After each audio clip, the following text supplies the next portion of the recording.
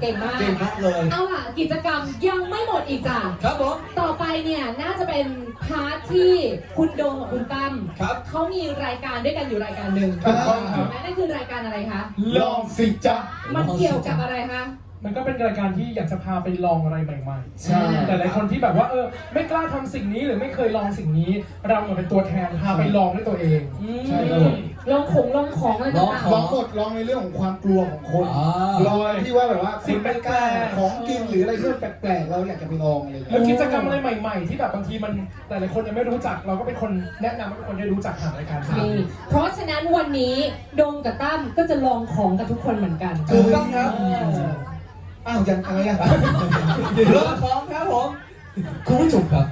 ครับ คุณผู้ชมครับ เราจะพาให้พี่ดมแล้วก็พี่ตามไปหาของนะฮะกติกาของเราคือวันนี้เราเป็นวันดี เพราะฉะนั้น ใช่ วันนี้ครับลองสิจ้านะครับ คุณสองคนครับจะต้องไปเฟ้นหาคนที่มีของอยู่ในตัว ขยายความหน่อย อาจจะเป็นเครื่องรางของ เครื่อง เครื่องรางของขลังอะไรที่มันเกี่ยวกับวันดีวันนี้ก็คือ ครับ ตรุษจีน เรียกว่าเขาง่ายๆคือสายมู ใช่ คือสายมูใครมีคุณต้องควักออกมาวางข้างห ควัก น้า ออกมาเลยครับ ให้โด เอา ม มา กับ ต ตั้ม รวจ เห็น กันว่าพุทธคุณของแต่ละคนเนี่ยเป็นยังไง คุณจะคุณเป็น เดี๋ยวผมจะให้บัฟดีกรีกันเลย ใช่ แต่ละคนคือ รุ่น ควัก ไหน แบบ รุ่นไหนควักออก หลวง มา ปู่ เลยค เพ็ รับ งรุ่น8รุ่น9ออกมา ใช่ ควักออกมาเลยครับ จำนวนมากก็ได้ อ่า หรือว่าจะเป็นแบบว่าเน้นคุณภาพก็ได้ องค์นี้เป็นองค์แบบ limited edition อะไรก็ได้ ถูกต้อง เพราะฉะนั้นควักเลยเดี๋ยวโดมกับตั้มจะเดินลงไปดู ใครมีบ้างใครมีเราเริ่มจากเส้นหลังก่อนเลยใครมี เราไล่ขึ้นมาเลยไหมครับ ไล่เล น้อง ยค ค รั น บ ที่แกว่งอันนี้หลวงอะไร อันนี้ตุ๊กตา หลวง โจของขัง หลวงปู่หมี หลวงปู่หมี ใช่ หมีเป็นพุทธคุณ ถือว่าเป็นของขวัญที่แบบว่ามีแล้วสบายใจที่เกี่ยวกับใจ ฟังเราฟัง สาธุสาธุ ผมเจอคุณพี่คนนี้พี่ดม ฟังหน่อยครับ คนนี้ มาค เอา รับ แล้วเอาแล้ว เราลองเล่าที่มาถึงพุทธคุณนะแค่นี้เลยพุทธคุณ ที่ผ่านมาเคยมีเหตุการณ์อะไรที่ทำให้รู้สึกว่าเราได้รับรู้ถึงพุทธคุณขององค์นี้บ้างไหมใช่ไม่มี ที่แล้วเราห้อยเพื่ออะไรตอนนี้เราห้อยเพื่ออะไร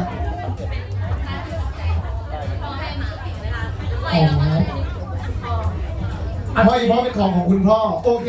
ถือว่าเป็นความแบบว่าความสวยงามทางจิตใจ มีใครให้มากกว่านี้ไหมครับ เป็นพุทธชีแก้มนะฮะ พุทธชีแก้วพุทธชี ไม่เกี่ยวอันนี้ อันนี้ เป็น ปางอะไรครับ เครื่องรางของฮะ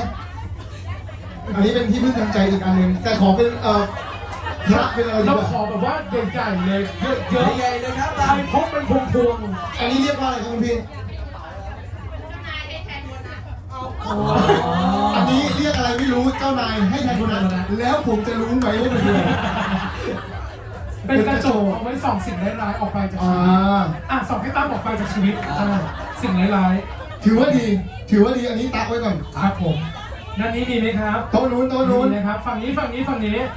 เอาใครมียกมื ลองสิจ้ายักจ้า มันจะตี นี่ นะ โต๊ะนี้เยอะมาก เขามองรวมกันเหรอ ผมนึกว่าผมเพิ่งจุดธูปไหว้พระเสร็จแล้วเดินออกมาข้างร้านก็จะมีตั้งแผง คุณหาขลังมากเลยค่ะโต๊ะนั้นน่ะ ถามว่า อันนี้ช่วยในเรื่องของอะไรครับ มีอะไรบ้างจ้านี่มีอะไรบ้างจ้า อะไรนะของปลุกเสก อันนี้คือของหนูคนเดียวทั้งหมดของลุงรวมกัน ของอันที่พีคสุดหนึ่งอัน อันไหนที่ถือว่าพีคสุด อันไหนพีคสุด อันไหนที่แบบ ช่วยให้เราแคล้วคลาดอะไรเงี้ย อันไหน อันนี้เหรอ อันนี้ทำไมฮะ อันนี้ เกิดอะไรขึ้น พูดถึงข้อดีของอันนี้นะฮะ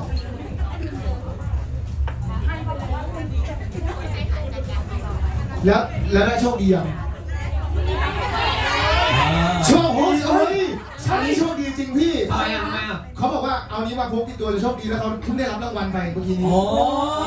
ได้ของมาแล้ว พี่โดมพี่ตั้มครับ ถ้าเจอใครที่โดนใจดึงมาเลยครับผมเราจะต้องเฟ้นหาเลยครับ คนนี้แหละ ถือว่ามีสตอรี่ ได้รางวัลแล้วได้รางวัลอีก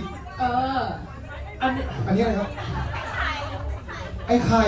ถูกหวยบ่อยไหมครับอันนี้ ถูก9 งวดแล้ว คุณแม่ก้าวงวดแล้วไอ้ใคร มีใครให้มากกว่า9 งวดไหม มากกว่าก้าวงวด มีใครให้มากกว่า9 งวดหรือเปล่าถ้าไม่มีผมให้แม่แล้วนะ แม่พี่โดมพี่ตั้มครับฝั่งนี้มีเป็นกระเป๋าครับ พี่เป็นกระเป๋าเลยเหรอ คุณแม่เชิญเหรอครับคุณแม่กับคุณน้องเชิญเหรอครับ มาครับเชิญครับ เดี๋ยวนะฮะการที่เอารูปศิลปินตอนบวชเป็นพระมาไม่ได้นะฮะทางนู้นนะฮะ อันนั้นมีอะไรบ้างครับ คุณแม่เล่ามาสิครับเยอะเลยคุณแม่เราเล่าไม่เป็นไรครับคุณแม่ โอ้โห เยอะจริง เดี๋ยวไม่ต้องถามคุณแม่ขึ้นมาก่อน เชิญครับเชิญเลยครับเชิญเลยครับ เรียกว่าเป็นความร่วมมือพอๆกับคอลลี่เมโลดี้เลยนะคะ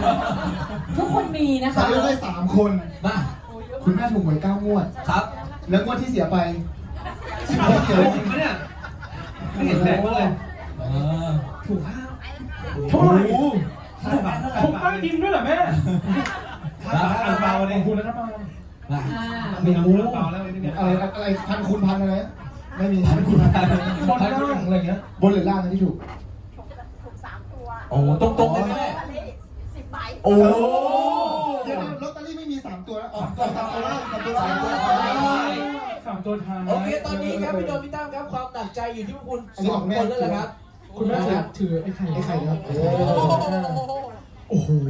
โอ้โห ก็คือว่าพก อันนี้ก็พกแทนเหรียญคือรถเมล์เลยนะครับเยอะมาก อ๋อเดิ เดิ น น ทาง ทาง บ่ บ่ อ อย ย ก็เลยจำเป็นต้องมีเพื่อแบบว่าให้เรารู้สึกเดินทางได้อย่างปลอดภัยเนาะ โอเค ได้แล้ว3 คนเราทำอะไรต่อ คนแรกพี่ต้องเฟ้นหา1 คนเท่านั้นครับที่จะเป็นสุดยอดครับผม อันนี้เขาก็อ้างเขาบอกว่าเขาถูก สองคน สองคน อันนี้9 งวดของเราได้ตุ๊กตาไปแล้วอันนี้ถือว่าได้รางวัลไปแล้ว อ๋อ ได้รับความโชคดีไปแล้ว ครับผม ใช่ เพราะฉะนั้นปรบมือเป็นกำลังใจให้หน่อย ขอบ ค่ะ คุณแม่ครับ ถือว่า2 ท่านนี้ถือเป็นความสุดยอดของคนที่แบบพกสิ่งของที่ติดตัวไว้ ใช่พกมาขึ้นเรือได้เยอะขนาดนี้เลย ใช่ขอบคุณนะนี่ถ้าเกิดขึ้นเครื่องบินไปพวกปลอดภัยไม่ได้อยากรู้เลยตอนนี้ แล้วแม่ก็จะบอกว่าแม่จะให้พวกเราเป็นของที่ระลึกเลยนะครับ ขอบคุณ ไม่ได้สิไม่ได้ไม่ได้ ของข้างของเขา ก็ถือเป็น2 คนที่เราเลือกมาแล้ว ได้ครับ ก็ให้ของรางวัลทั้ง ให้ 2 ขอ ท่าง นไป รา เล ง ย วัล ครับ ขอเสียงปรบมือค่ะ ขอเสียงปรบมือครับ เอาเลยครับ เรียกว่าอันเนี้ยไม่ต้องเล่นเกม เพราะมีของขลังก็ เพ คือ ราะ โช มี ค ของ ดี ขลังอยู่แล้ว ใช่ค่ะ ได้รับของรางวัลจากโดมแล้วก็ตั้มไปนะคะบวกกับตุ๊กตาด้วย Collie Melody จาก AIS นะคะ สาธุ